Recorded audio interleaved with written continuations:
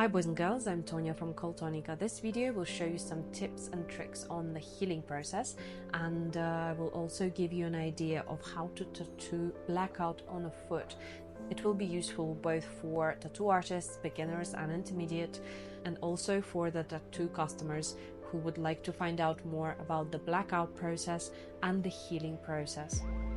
So here I begin at the bottom of the foot, which I personally find is a very difficult part to hold through and not very easy for the tattooers to receive a good result on, because there are a lot of different microtextures, very little muscle tissue, both on your feet and your hands.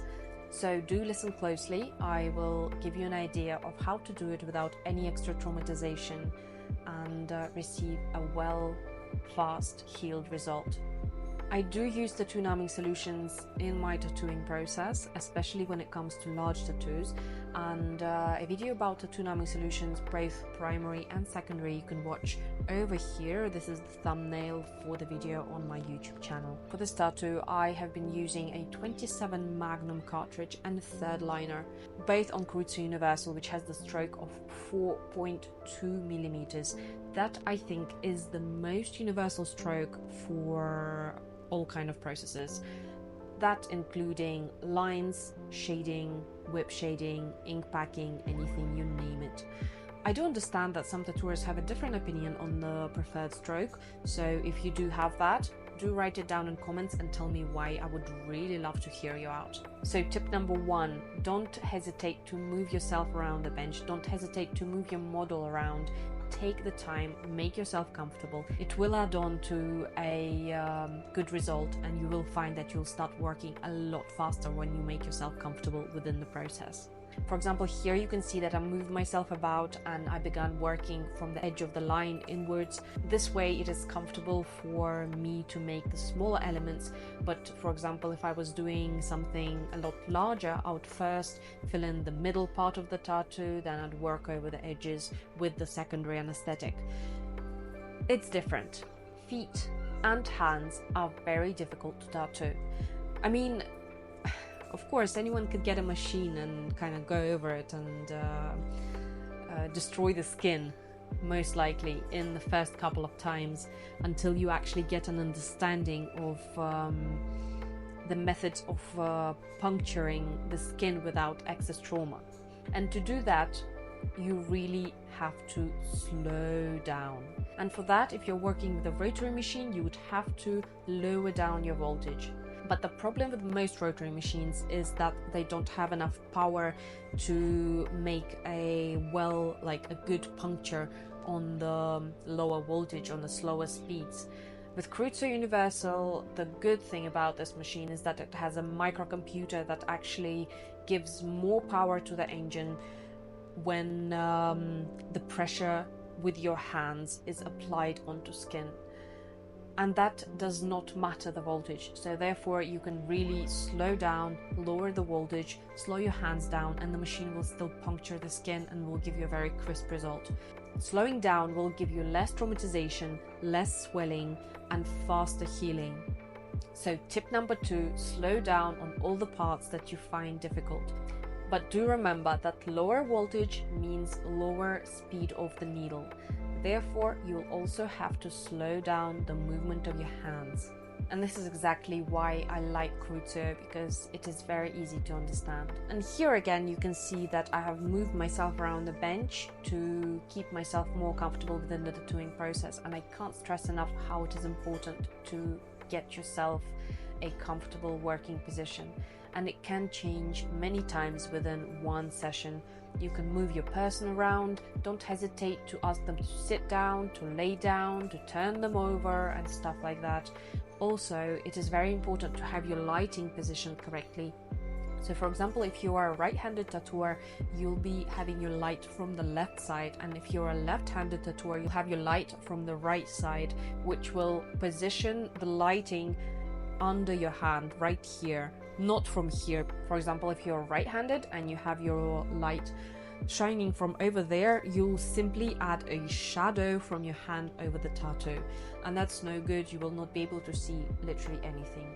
So when you move around, you also move your light with you and move your working station together with you. And as long as you make yourself comfortable, you will produce better result and you will work much faster. Just as important is to learn to work clean. So for example, for tattoo artists who work with color, I think it is kind of more understandable because they know that to get their clean colors, they have to keep their tattooing space very clean. And with blackout tattooers, many of them think that, you know, kind of black as black, you just go over it, it's easy. But at the end of the day, when you end up receiving a healed result that looks like a leopard print, you will understand that there are many things that you have to learn about to level up your blackout tattooing skills. It's not an easy process. It requires a lot of discipline within the work of the tattoo artist as well as the healing process.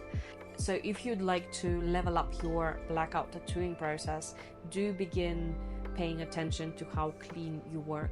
That also applies to the area around the tattoo, where I would normally apply some thin layer of Vaseline that will actually allow the skin to stay cleaner, because without Vaseline, without a layer of Vaseline, the ink sticks to skin a lot faster and it's much harder to remove. So that is the tip 3. Accurate attitude towards skin will give you a far better result at the end of the day. I find that smaller spaces are much more comfortable to make with a third liner, for example. A third liner is a good option when you have little spots like this where you need to go really detailed and very accurate to not over traumatize the skin, especially on those hard parts like feet and hands. It is more comfortable to make them with a small liner with the whip shading technique, which is again why I absolutely love Kreutzer Universal. It's a machine that has a great power and is very accurate in terms of working both with large needles and the smallest of needles, both on cartridges and classic needles, in all kinds of types of application, as you can see here. But at the end of the day, when you feel full control over your tattoo machine, over your equipment, you can always experiment. And for example, like I do here, I sometimes would simply just work over the edges with like a corner or the side of my needle, which is also very comfortable. So your tools can be used in many different ways. So don't be afraid to try something new, especially when you're guided through by a professional tattoo artist. And now let's move over to the healing process. This is where the fun part begins, because your person goes home and they stay there without your control, and you normally don't know what they're doing with their tattoo. Healing process can happen in many different ways, with the wrapping, without the wrapping, moisturizing, drying. Many things can happen, but they all have 4 things in common. Hygiene's always first. Timing on the cleaning process is very important. Rest for the healed part, and temperature of the tattoo. And the rest are just different variations of the same thing. Right here you can see a tattoo that has been covered with an absorbing sheet, and she's had it on for 4 hours after we have completed the session. While that time, a lot of liquid started coming out from the tattoo and the absorbing sheet has collected it all. Now it's time to clean the tattoo. What she does is she's taking the wrapping off. As you can see, it has been secured with some tape and some spots. It has been also secured with a cling wrap, which has helped to reduce air pockets. It is very important when you use an absorbing sheet like this, or when you use cling film, it's a must to reduce the amount of air pockets that are under the wrapping. As you can see, my tattoo model here is using gloves to clean her tattoo, which I think is a good thing, because I know that way that she has her hands clean. She also has prepared some paper towels and a chlorhexidine solution of 0.05%. You may have seen me previously showing you a video instruction on the healing process where I have been using the same chlorhexidine solution. I do enjoy to use that stuff because it's a very mild antiseptic that can be used on a tattoo. It also has a bit of a drying effect to the tattoo, and it actually reduces the amount of liquid and ink coming out from the tattoo when it is swollen. Once she has cleaned her tattoo, she is now going to apply chlorhexidine spray over her tattoo and over the absorbing sheet that she will secure first with some tape, and to reduce the possibility of air pockets, she's also using the cling wrap.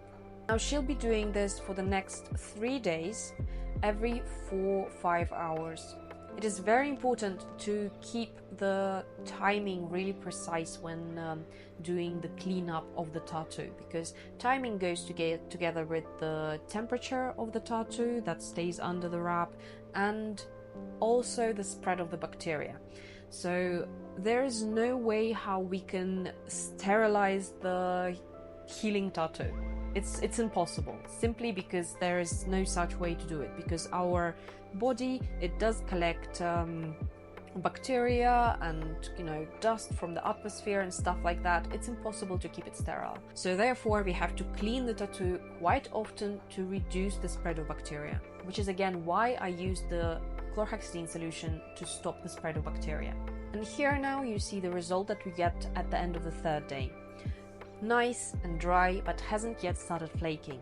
Now we stop the use of the absorbing sheet and we just let it dry. It still has to dry in a very clean atmosphere, so I wouldn't want her to walk around outside. I wouldn't want her putting her socks on also, because that would traumatize the freshly healed skin. So from this point it can still go bad if we don't look after the process and we don't give rest to the tattoo and keep it clean.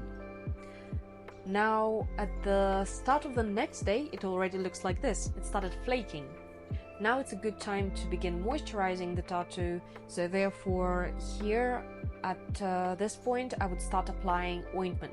I prefer Bepanthen simply because it's very oily, it's very thick, and it stays on for a very long time.